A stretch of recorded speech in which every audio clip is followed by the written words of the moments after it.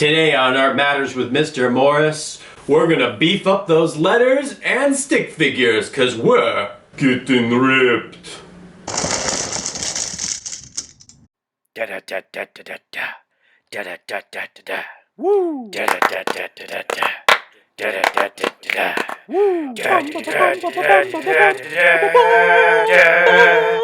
Art Matters with Mr. Morris. Yeah. Welcome back.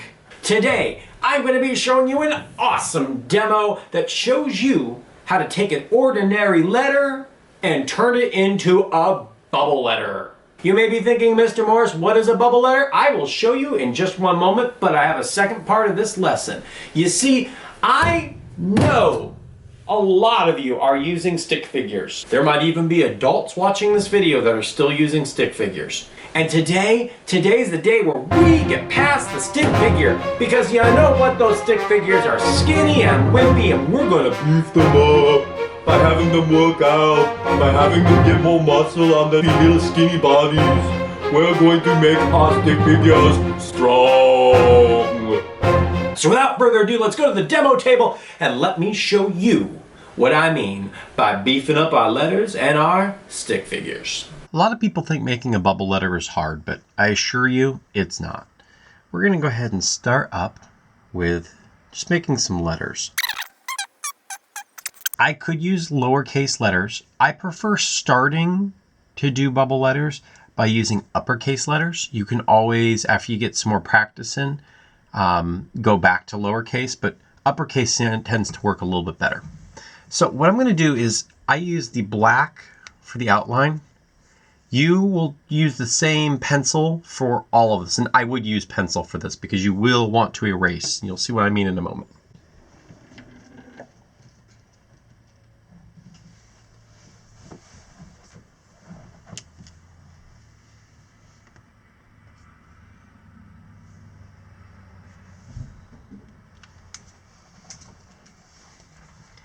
All right, I brought out the red so that you can actually see the original letter and you understand a little bit more of what I'm going to be doing. So I'm going to go over here and I'm going to make a box that goes around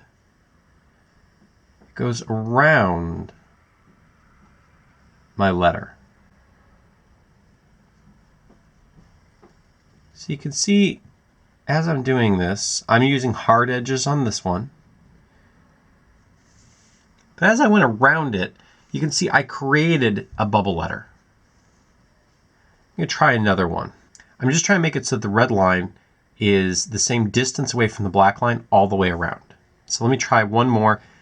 I'm going to try the other ones in a different method. These ones I'm going to make into a true bubble letter though. And bubble letters don't have these hard, sharp edges. So I'm going to take this one and I'm just going to make it so everything's rounded. Same thing with my I. Oh, it goes behind it. That's okay. Let them overlap some. And the S is around. I'm going to purposely make it go behind the one. So you can see how the first three letters I have these hard edges. You can do it that way. And the second three letters I have these soft edges. You can also do it that way. Now I'm going to, if I did this in pencil, now would be the time I want to erase my original letters. Oh, but we have a problem here, don't we? See, if I erase this R, you won't see the hole that's right here. So that's the other important thing is when you're making the bubble letters, you'll have to make sure that you're including that hole. It'll be pretty small. There we go.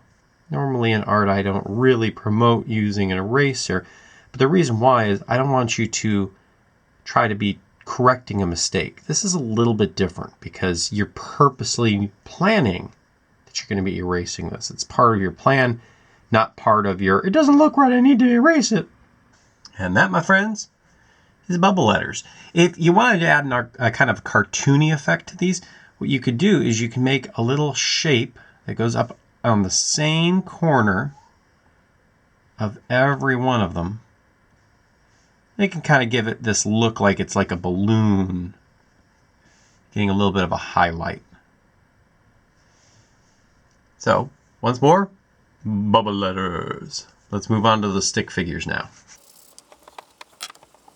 right? Because I have a lot of people that are a lot of different ages potentially watching this, whether it be a student, whether it be an adult that's with a student, or whatever. Because I have that, I'm going to show not only the beginning of how to do a stick figure and beefing it up, but I'm also going to show you a little bit more of how an artist uses a stick figure. So let's start with the basics.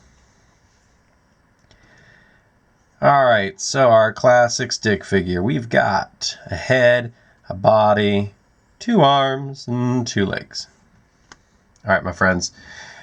Lines become shapes. Now you made a line that became a shape for the head, but the rest of it's just lines. We need to turn this into a shape. So we're going to beef him up. We're going to make sure that he's pumped up and ripped with muscles. So just like with that bubble letter, I'm going to make a box that goes around his center. And I'm going to take and I'm going to make a box that goes around his legs. I'm going to keep it kind of tight. Wow. You see, at this point, it looks better than it did as a stick figure. But we can even go farther with this because we know that we have hands. And we don't have to get super detailed with those hands. We can just put in another shape for those hands. And we have feet. And we know that, again, we don't have to get super detailed with the feet. We can put those in.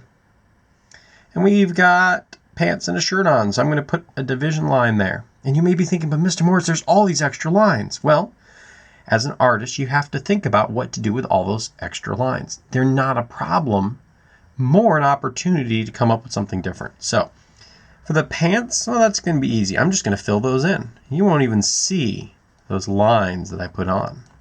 Look at that. Boom, gone. However, for the shirt, I kind of think it now looks like a button-up shirt. The sleeves are a little bit weird with the line going through. So what I'm going to do is I'm going to give him some stripes. And now we've got kind of a neat pattern for his shirt. So a stick figure does not have to just be a stick figure. And as you get older, you can even take this. And if you start noticing, well, this doesn't look like a person has more width to them, well, then make your stick figure wider. Take your lines and change the size of your shapes. All right. If you're already to this point, you understand, hey, I can turn a stick figure into this, well, then you're in really good shape because I'm going to erase his little hands. I'm going to erase his little feet. And I'm going to show you the next part. We have elbows.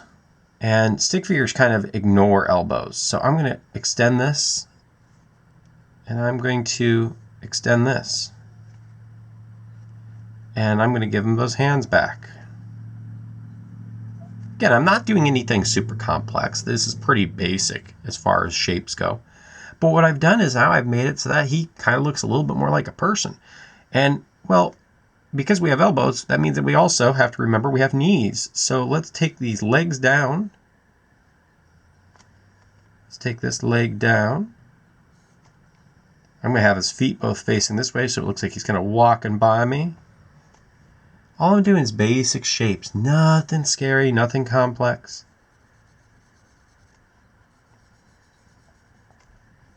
So we just took a stick figure and we turned it into something that's looking a lot more human. So your mission today, I want you to practice writing out your name or whatever you want using normal letters, and then I want you to beef them up and turn them into bubble letters. I also want you to take your stick figure and I want you to practice changing that stick figure around. I've given you the first couple of steps on how to make a stick figure so it's not just a stick figure, but it means something to an artist. Artists use stick figures all the time. That's fine, but we need to take our stick figures and go farther with them. I am proud of you. I am proud of what you are doing. Until next time, please remember, be kind to yourself and keep on creating. I'm Mr. Morris. Have a great day.